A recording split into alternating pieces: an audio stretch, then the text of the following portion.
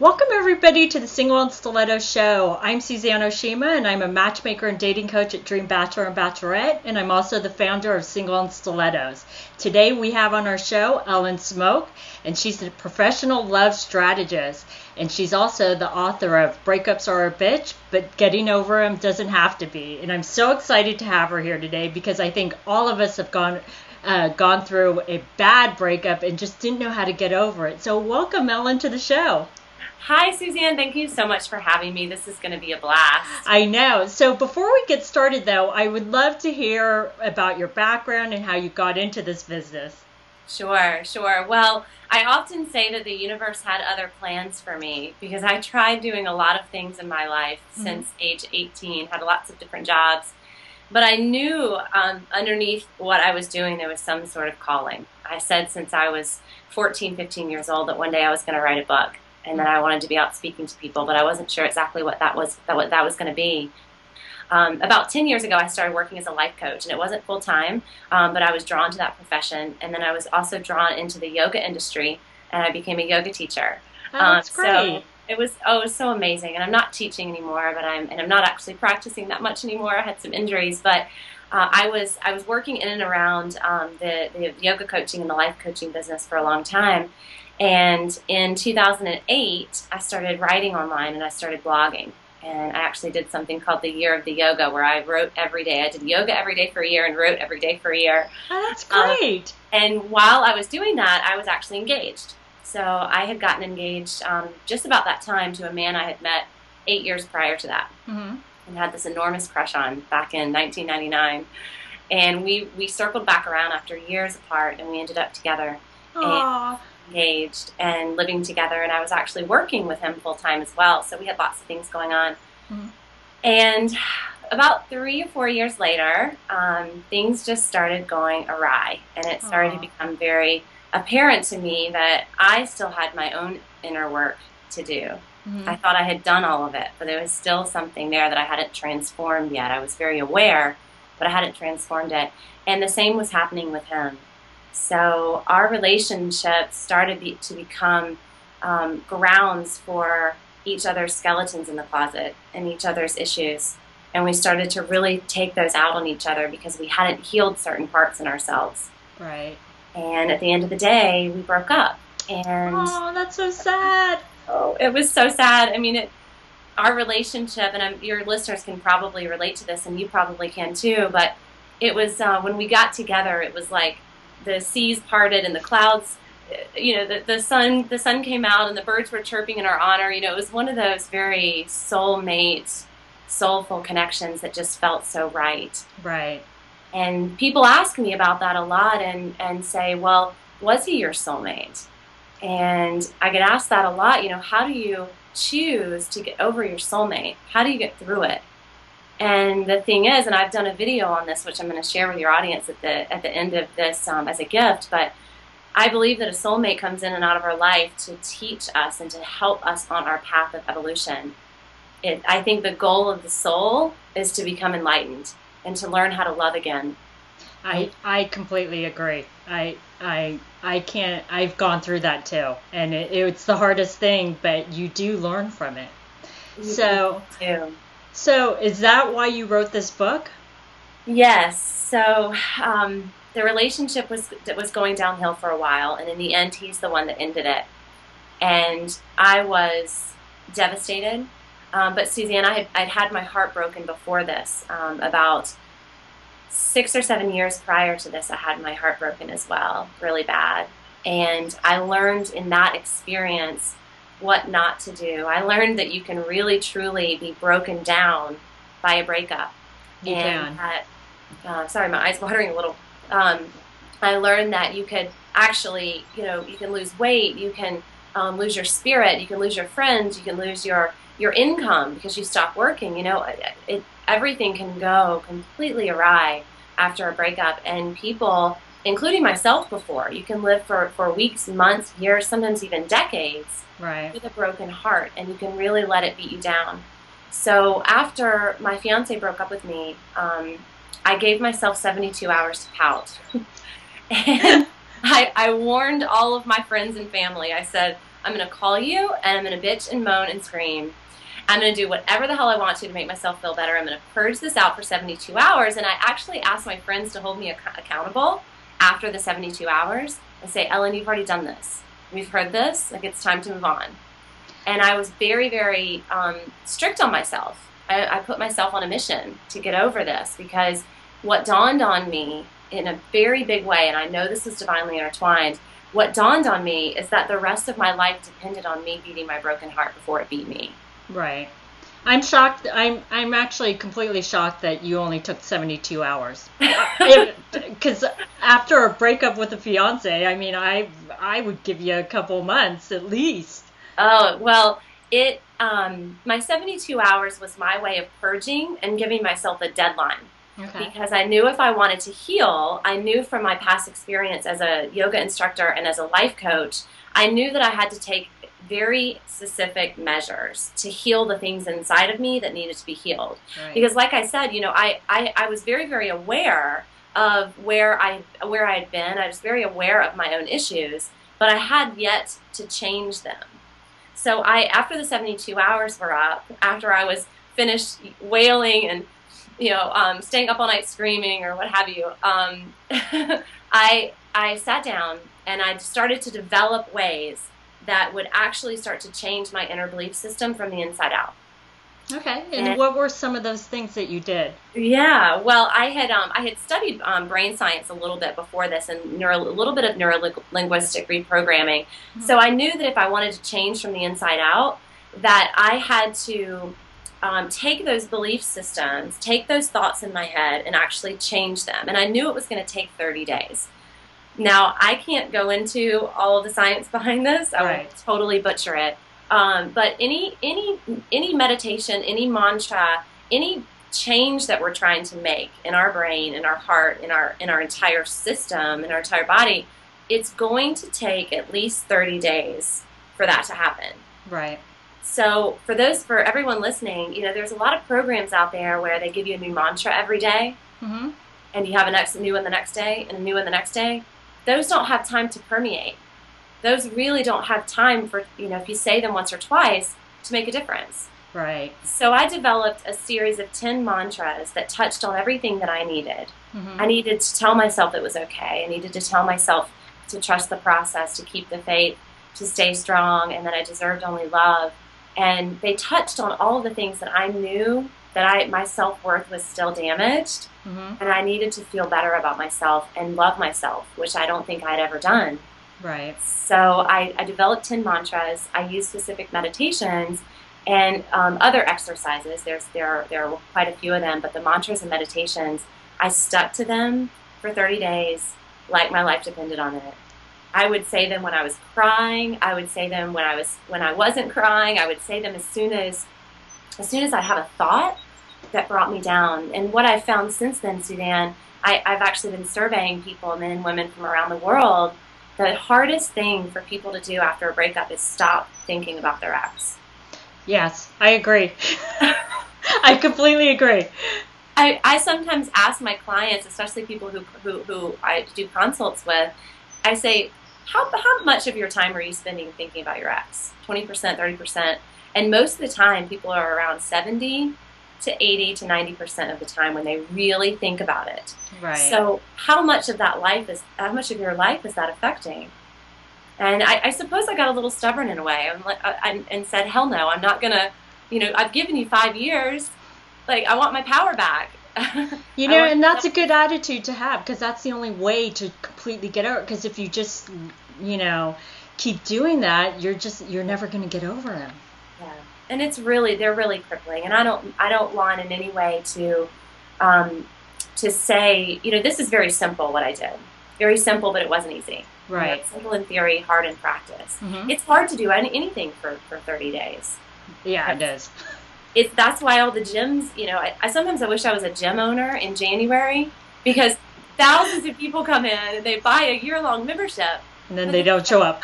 They don't show up. They go for 2 weeks and they don't show up. So, you know, beating a broken heart and losing pain or changing a limiting belief, which is, in my opinion, an emotional burden, it's an emotional weight, mm-hmm. It takes it takes action, just like losing 5 pounds takes action.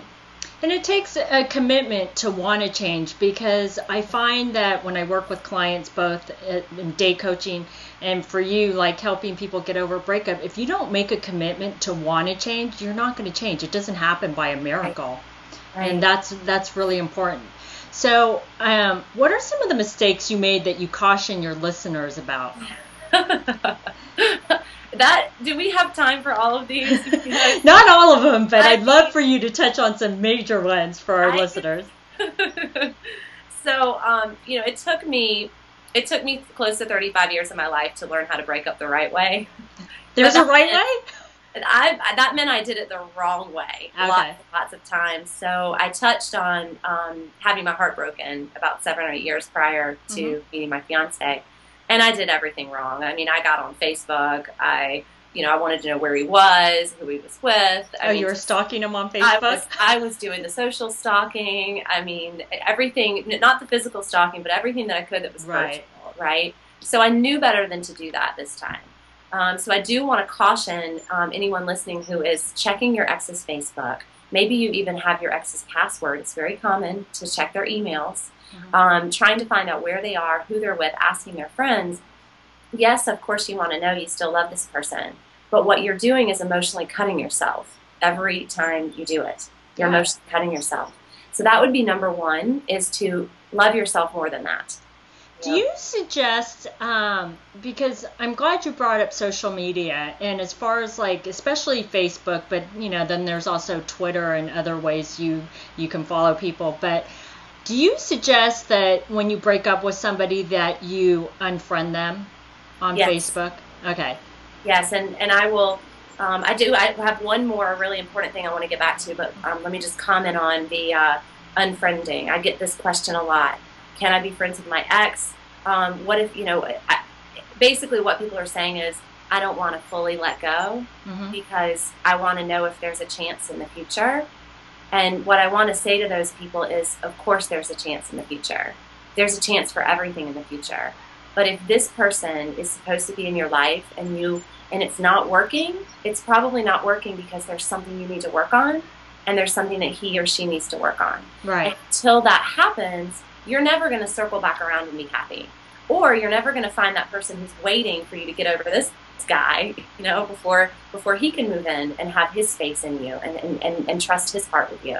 So people ask me, can I be friends or do I have to unfriend? And yes, and it's goodbye for now. It might not be goodbye for forever, but unless you take the time and the space that you need, you are only continuing to give your power to that person. Right. And it's only hurting you to see him with somebody else or find out what he's doing. It's not helping you. No, it's horrifying. It's horrifying, and I've been cheated on. I've walked in on someone oh my God. Before. I mean, I used to curse and damn these things that had happened to me in my life, but I'm very thankful to them now, because I truly think that, and not just for me, our experiences are divinely intertwined for us to learn and grow from, because there's something bigger at play. Right. So it's a change of perspective when bad things happen to you. And the second thing, if I can give your audience that second thing, really, really important, and this is also something I learned the hard way. Your friends love you, but your friends are not the right people to turn to for advice. And why is that? Very hard for us women. It's actually been studied and proven that our cortisol levels go down when we talk. So different than men, theirs go up when they have to talk about their problems or have to have the serious conversations, especially with their partner. And our cortisol levels actually go down. So you do want to talk and get it out. I don't want people to get stuck, because it'll get stuck in your throat and cause more problems if you're not getting out your energy. But going to your friends isn't necessarily the most constructive thing to do, because your friends obviously, they love you. They know all the details. They probably know more than they should. So they're going to protect you, and they're going to continue to remind you of all the bad things that went wrong. And all of us as humans are speaking from experience. Unless we've been trained in a way where we can speak constructively, like a coach has or a therapist has, where we can speak with taking ourselves out of the situation and being more objective, our friends are just going to mirror their own experiences onto you. You know, it's very interesting that you say that, because I actually tell my clients this too when it comes to date coaching, is your friends are biased, and you know, they're going to tell you and give you advice based on whether or not they like the guy or not, and what they've seen happen in the relationship. So I completely agree. Your friends are not the best people to talk to. And plus, they want to talk about some good things too. They want, we got to keep our friends happy, and sometimes we just call them when things are going wrong. And my best friend at the time said, I really don't want to hear about this anymore. Like, this is, she gave me a silent little, or not a silent, but a sweet little warning. Like, I love you, but it's time to stop. And I'm glad you brought that up, because what starts to happen, we all want to cry on our friend's shoulder, and that's fine, for a little bit, but you don't want to become Debbie Downer, the person that, oh my God, she's always depressed, she talks about her ex all the time. There's a point, like you said, you just got to move on. Yeah. And you can't be Debbie Downer all the time to your friends. No, you really can't. And moving on, that is a whole nother challenge here, right? It's like you can stop doing the social media. You can listen to all the tips and tools of how to get over and how to stop calling someone, or stop spending your time thinking about them. But then there's the whole moving on part. How do you do that? Right. This is someone that you love. This is someone that potentially you didn't want to have to get over. This is someone that maybe you have kids with, you shared dreams with, you shared your body with, right? You shared everything with. Mm-hmm. And it's so, what I find when it comes to getting over is just making that choice. That choice is the hardest part. Just choosing to get over someone is the absolute hardest part.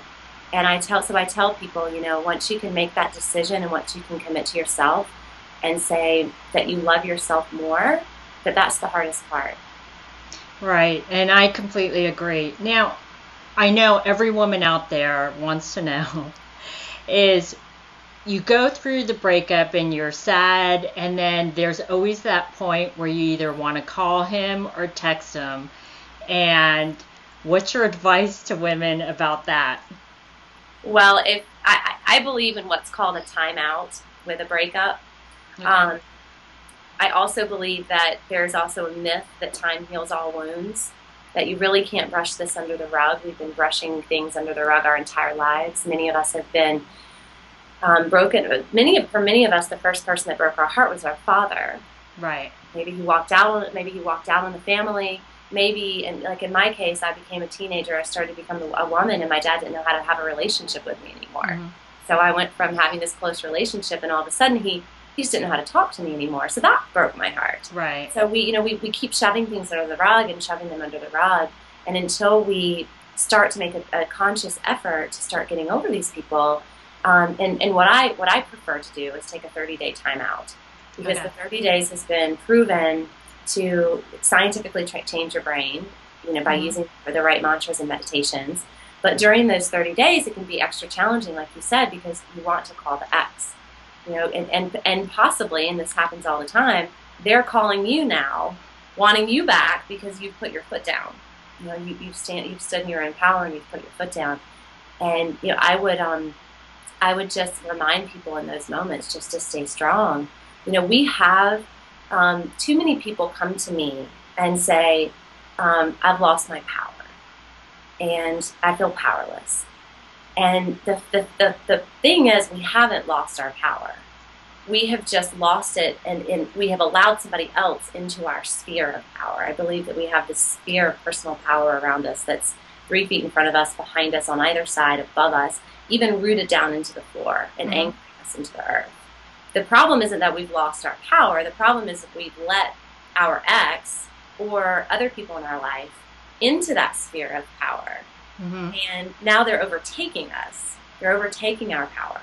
So I actually do meditations with people that will help to remove those things that are inside their sphere so that they can stand on their own 2 feet again. And that's the strength that you need to not pick up the phone.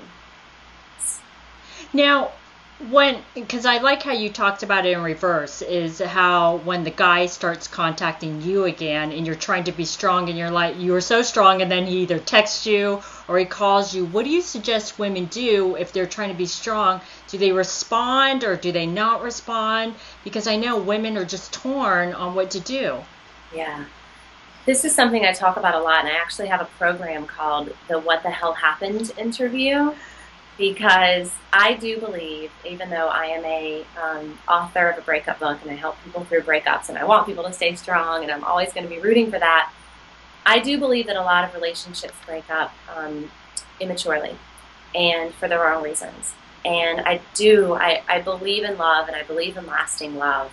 So at the heart of what I do is try to keep people together. And I try to I'm a fixer of a breakdown.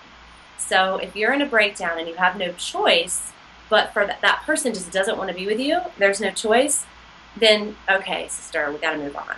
Like we got to take the steps to move on, because there's somebody out there that's going to love you forever. In the situations where there's this gray area, you're talking back and forth, maybe you leave for a little while and he wants you back, maybe he leaves and you want him back, there could still be something there. Maybe that is salvageable. But most people have not been given the tools.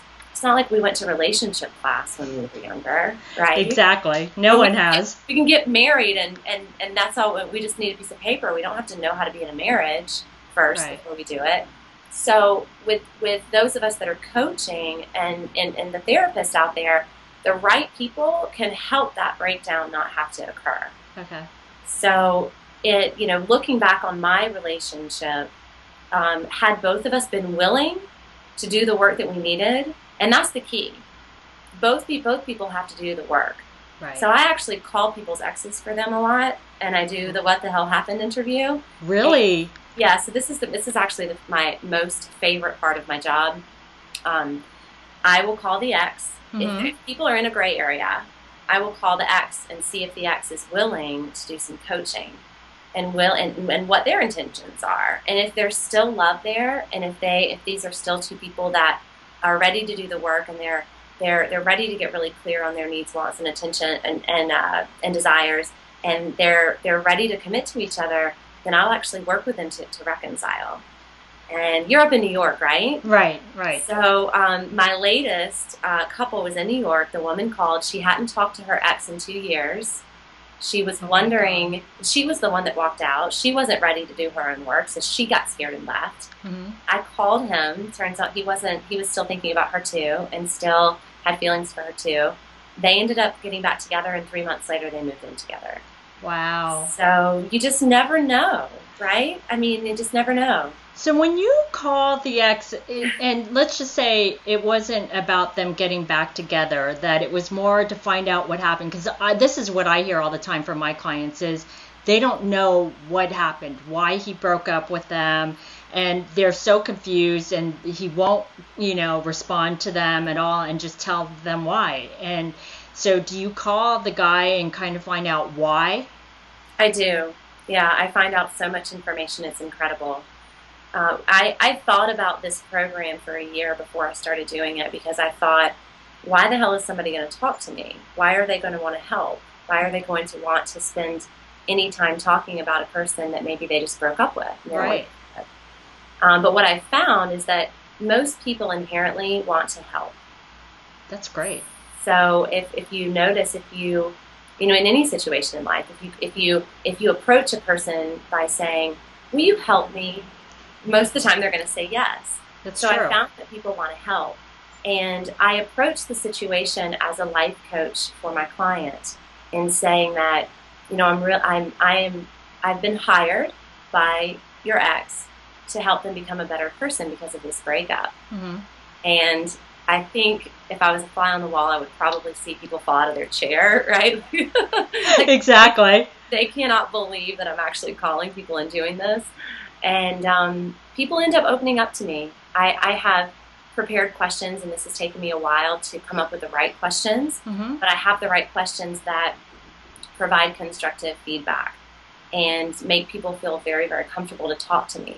Now, this is not something that could probably be done by the person themselves. No, it can't. I am providing a safe space for that person to open up.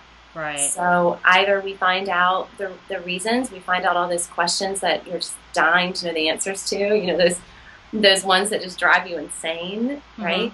With those unanswered questions. And I come back with my client with something constructive for them to move forward with. Or they get back together, which is the really rewarding part, you know? So the reason this is working, in my opinion, is that goes back to the fact that we haven't been taught how to have relationships. We also haven't been taught how to talk about things. Right. We haven't been taught how to move through our problems.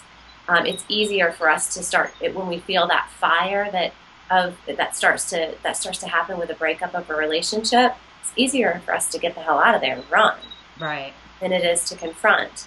And if given the right tools, there is a chance for reconciliation, and it isn't for everyone, but it's becoming more and more of a success story in what I'm doing. Right.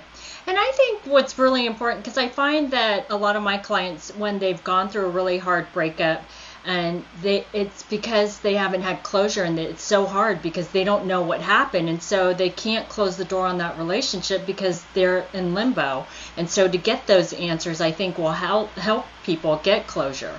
And I think that's so important. Yes, that is the other side of the coin to it. So there's, in my opinion, there is no, I have never had one of these fail. There is no bad outcome because, like you said, you're either getting the closure or you're getting the reconciliation. Right. Or maybe a friendship. Maybe it's kind of a three-sided coin. But every single one of them has been a beautiful process and so successful, and it's becoming more and more popular, so I'm really excited about it. I think that's so great what you do. I love that. And let me ask you a question, because I think that a lot of women, they find that if they're the ones that have been broken up with, that he broke up with her, do you find that the men are also, even though they broke up with the woman, do you find that they're hurting also? Because I think a lot of women tend to think that, oh, I'm the only one that's hurting, he just moved on with his life. But I tend to see sometimes that the men are also hurting too. They're hurting, and I have an entire CD that I recorded about this recently called Why Men Get Over Breakups Faster Than Women. And the title's a little untrue. Men don't get over breakups faster than women, necessarily. Really? They seem like they're getting over a breakup faster. And the reason I titled it like that is because so many people wrote into me and said, why has he moved on? Why does he have a new girlfriend? Why does he seem to not care anymore? And the more I thought about this, and the more I've talked to men and women, my opinion on this is just simply masculine and feminine energy. Masculine energy, which obviously is what men have more of, right, is a very aggressive energy. It's a very go-getter energy. It's very laser focused. So if you notice, the men in your life, when they decide they're going to go to the gym every day, they go to the freaking gym every day, even if it's for 15 minutes, right? They will go. Men go on missions, these little mini missions in life, a lot easier than women do because they have so much more masculine energy. So when a breakup happens and a man can't, it's done for them and they can't do anything about it, they will tap into that source of masculine energy and they will go on a mission to get over it. Now, it doesn't mean that they're necessarily over it and they're not hurting anymore, but they're going to start taking action in their life, like seeing other people, going to the gym, getting a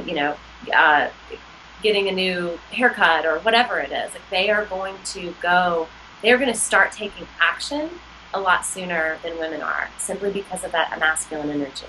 And do you also think that it's the perception that a man has to be stronger, and so he's more afraid to show his feelings of, oh, I'm hurt, that he has to be the total man, and oh, I'm fine. Oh yeah, I mean, it's all energy. That macho masculine energy is real for all of them. And I think your listeners, and probably you would even be surprised to know that most of my private clients are actually men. I'm shocked. I'm Yes. completely shocked. And I know everyone in the audience now is completely shocked too, because I thought it was all women. Most of my private clients are mostly men. And so that goes to show how many men are out there hurting as well. And Right. or wanting to possibly get back together with their exes. They're not over someone. I've had a ton of men hire me for this what the hell happened interview to contact a female in their past. It's Wow. beautiful. But men, men will ask. It's kind of like asking for directions. Men don't like to ask for directions. The reason is, and John Gray talks about this in Men Are From Mars, Women Are From Venus. Hmm. He says that the only reason men ask for help is if they think the person they're asking has the answer. That makes sense. It totally makes sense. Otherwise they go in their man cave, right? And they try to figure it out themselves. Now, to us women, that doesn't make any sense. We ask our girlfriends, we'll ask everyone. Right. It drives us nuts, the man cave. We've got to learn how to respect this man cave in order to have, and they need to learn how to respect our ways and our differences in order to have a successful relationship.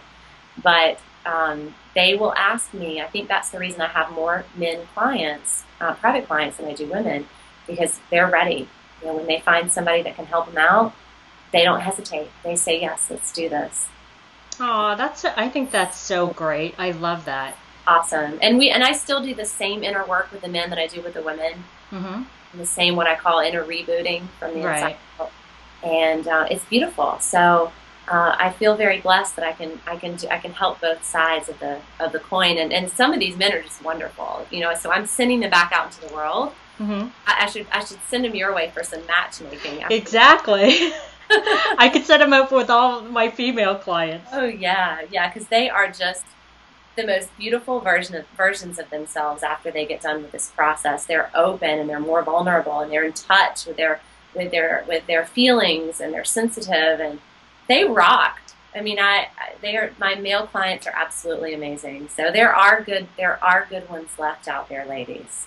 I think that's really interesting. I think that when a man can ask for help when it comes to his emotions and feelings, I think he's going to do a lot better in relationships, because I find with my male clients, the ones that can open up and are more in touch with their emotions and feelings are the ones that are more successful with women. The ones that just can't connect to a woman emotionally are the ones, they just don't do that well with women. So I think that's great that they come to you and they come out a better person. It's unbelievable. I just love them. And I also work with a lot of women who think there aren't any good men left. Oh, I know. I hear that all the time, and that's not true, ladies. And I just want to shake the people that say that. It's like, stop thinking that, because if you're thinking that, it's going to be true for you. Well, and also, reality. I do hear a lot of women say that, yeah, there's no good men out there. And I find that when women say that, it almost gives them that excuse as to why they can't find someone. And I want women to stop saying that, because it's putting you into that negative mind space. Mm-hmm. Because if you believe that, then it's going to be true. If you believe there are good men, you will meet a good man, right? Yes. So yes. These have been great tips. So I would love for you to give us one last, your best dating tip for women. Well, this will segue straight from what we were just talking about, that there's no good men left. Okay. I call total bullshit on that. Can I say that word on air? Yeah, you can now. I call total bullshit on that, because I know how the brain works. And I know that whatever we are telling ourselves on a daily basis, whatever thoughts we have, whether they're coming from the subconscious or they're something that we keep saying out loud, so we're reminding ourselves, whatever it is, our brain is going to start making that happen. Mm-hmm. So it's kind of like, I always say, tell yourself it's raining men, and it'll start happening. You'll start noticing more men. Have you ever noticed how if you buy a new car, or you want a new car, you start seeing that car everywhere? Has that ever happened to you? Yeah. It's all of a sudden that black Lexus is everywhere. Well, guess what? That black Lexus has always been there. It's just you weren't looking for it. You weren't telling yourself to look for it. You weren't bringing it to your conscious mind. And so when you did that, your brain opened up and started seeing these Lexus everywhere. It's the same thing for men. So step one is get into an abundance mindset that it's raining men and that men are everywhere. Even if you have to tell yourself right when you wake up, it's raining men, there are an abundance of men everywhere. That could be your new motto. And start to notice. Notice the sweet boy that bags your groceries. Notice the man at the gas station next to you pumping his gas. Just start to notice nice people, even if you're not attracted to them. I love that you said that, because I tell my clients that all the time. You don't have to be attracted. Just like you said, notice and be friendly with everybody. Just be nice. Talk to everyone. I mean, I could go on. Talk to everyone. You never know who they're going to introduce you to. And one of my latest favorites that I've had a lot of success with is just to change your approach. So this goes in all with everything in life. A conversation you're having, maybe you're having difficulty in a relationship, maybe with a coworker. And no matter what you say to them, you're just not getting the right results. You're always getting them, they're defensive or what have you. So change your approach. If you become softer and change your approach. So if anything in your life is not working, what can you do? How can you change your approach? So think about your day and all the things that you do during the day. Do you drive to the gas station? Do you drive to work? Do you go to the grocery store? Do you go to yoga? Start taking a different path and just start creating change in your life. So if you go to a Ingles or a Kroger or whatever grocery store is near you, and you always go to the same one, start going to another one. If you always go to the same Walmart, start going to another one. If you always go to the same gas station, start going to another one. A client of mine just recently met her now fiance at a new Walmart. She started going to a different Walmart. And a month later, met a man, and they are happily engaged. So just change your approach and start to invite change into your life and see where it takes you. I love that you said that, because I always say this, and there's a quote that if you keep doing things the same way, you will keep getting the same results. And I always tell people that, because they're like, well, why is nothing happening? Well, if you keep doing things the same way, you're going to keep getting the same results. So you need to change it up. And I love that you said that. And that was so great. So now tell our audience how they can find you, and if you have anything special for our audience today. I do. I just finished doing a video training for anybody who would like more information on my breakup process. It's called How to Beat a Broken Heart Before It Beats You. It has 3 different videos. The first one is called What Was He Your Soulmate? So you can get clear on that and what to do about it if he was, and whether or not you have a chance at reconciliation. Okay. The second video is how to stop thinking about your ex all the time. And the third video is about breaking up and not down and how to move through to the acceptance process. So you can get all 3 of those videos for free. They're all about 10 minutes apiece. And you can get those at breakupsarebitch.com. That's great. And I think every woman that is watching this and has gone through a bad breakup and can't get over it is going to go to your site and watch these videos. I think that's excellent.